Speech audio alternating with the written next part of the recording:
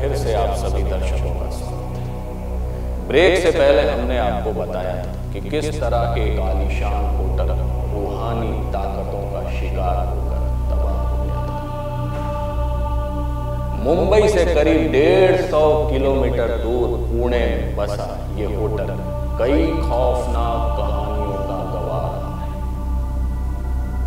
आज ये होटल अपनी सुविधाओं की वजह से नहीं, खौफ के खंडहर के तौर पर जाना जाता है।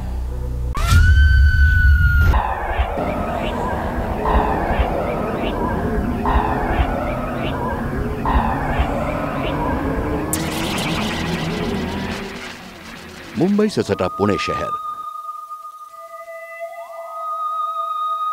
पुणे शहर महाराष्ट्र के अंदर एक विकसित शहर के रूप में जाना जाता है। खासकर आईटी के क्षेत्र में इस शहर ने पूरे देश में अच्छा मकाम हासिल किया है। इसी शहर के कैंट इलाके में स्थित है नेपियर होटल।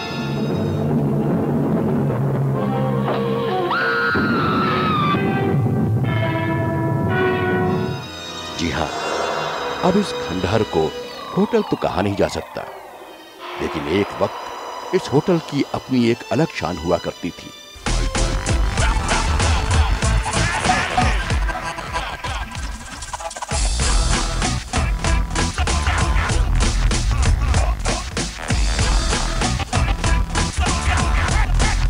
ये होटल यहां आने वाले विदेशी सैलानियों की खास पसंद हुआ करती थी।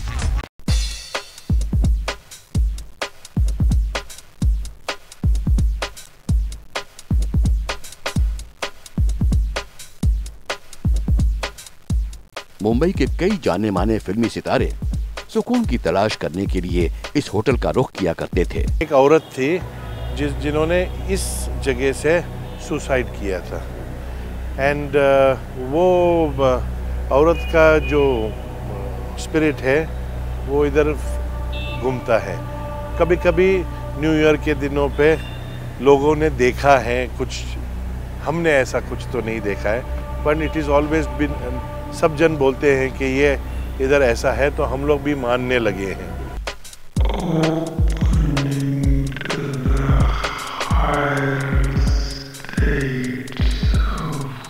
होटल में मौज मस्ती का आलम था।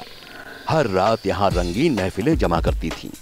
लोगों की हंसी और संगीत से इस होटल में एक अलग समा बंध जाता था। इस होटल की हसीन यादों को समेटकर यहाँ आने वाले सैलानी वापस लौटते थे।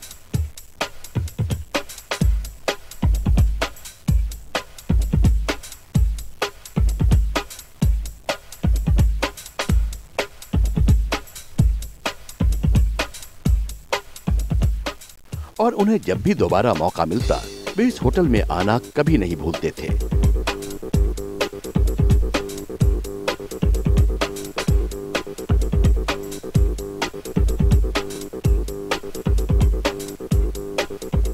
इसी दौरान एक विदेशी महिला भी इस होटल में रहने के लिए आती है।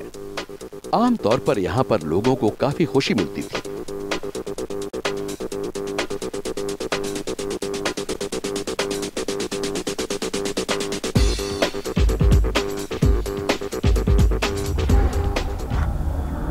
लेकिन उस महिला के चेहरे पर एक अलग तरह की उदासी थी। न जाने कौन सा गम उसे खाया जा रहा था। उसका मन बेचैन था।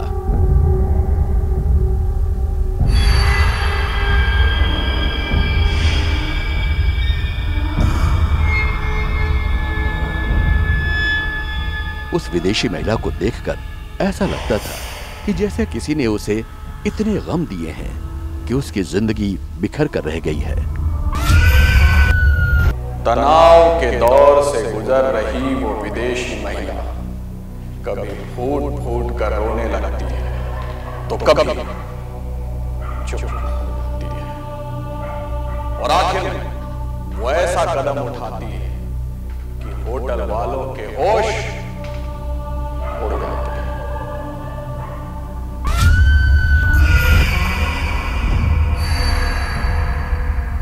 वो बार बार खुद को संभालने की कोशिश करती, लेकिन गम का सैलाब उसके हौसले की दीवार को अपने साथ बहाकर निकल जाता उस महिला के लिए जिंदगी के मायने खत्म हो चुके थे। तमाम रंगीनियों के बीच रहने के बाद भी वो अपने गम से दूर नहीं हो पा रही थी। ऐसे में एक रात वो अपनी जिंदगी से दूर जाने का फैसला कर लेती है।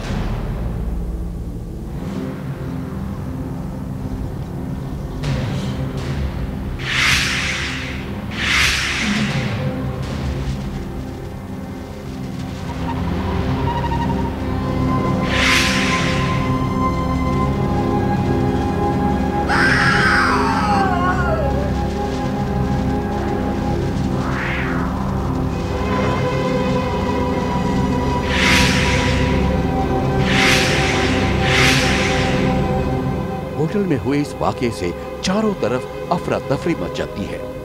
हर कोई ये सोचकर हैरान था कि आखिर उस महिला के साथ ऐसा क्या हुआ कि उसने खुदकुशी कर ली।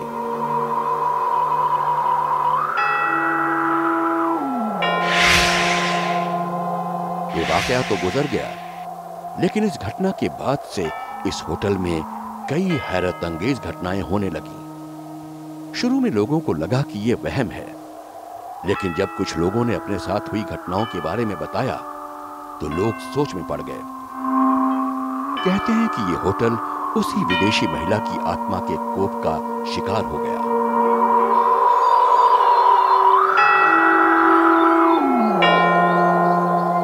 इस होटल में ऐसी घटनाएं होने लगी कि लोग यहां आने से खौफजदा होने लगे।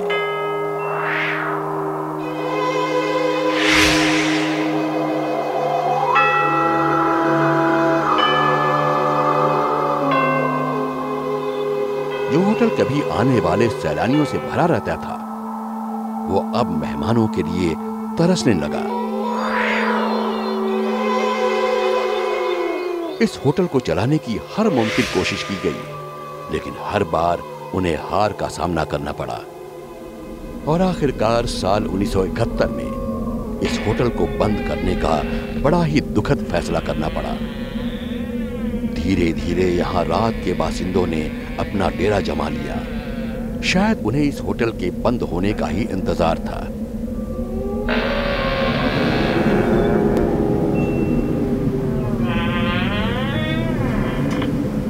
कहते हैं कि आज भी देर रात इस होटल के खंडहर से एक महिला के रोने की आवाज आती है।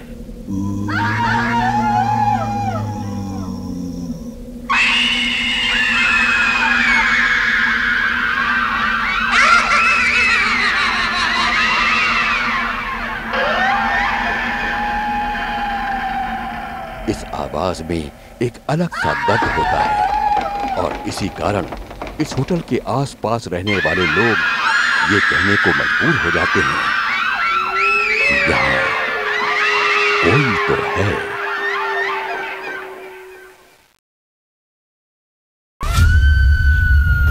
इस होटल के आसपास रहने वाले लोगों का तो यही मानना है कि यहाँ कोई तो है, लेकिन जब टीवी 9 की टीम ने यहाँ पूरी रात गुजारी तो कुछ नहीं मिला। सदियों से इंसान के अंदर ये कश्मकश रहा है कि भूत, प्रेत, आत्मा, रूह, इन सब चीजों का वाकई कोई वजूद है या नहीं। कुछ लोगों के लिए ये मनोरंजन की वजह हो सकती है, लेकिन उनका क्या? जिन लोगों ने ऐसे खौफनाक मंजरों को करीब से देखा है, महसूस किया है, वो लोग अपने तजुर्बे के आधार पे ये सोचने पर मजबूर है कि इस होटल में कोई तो है।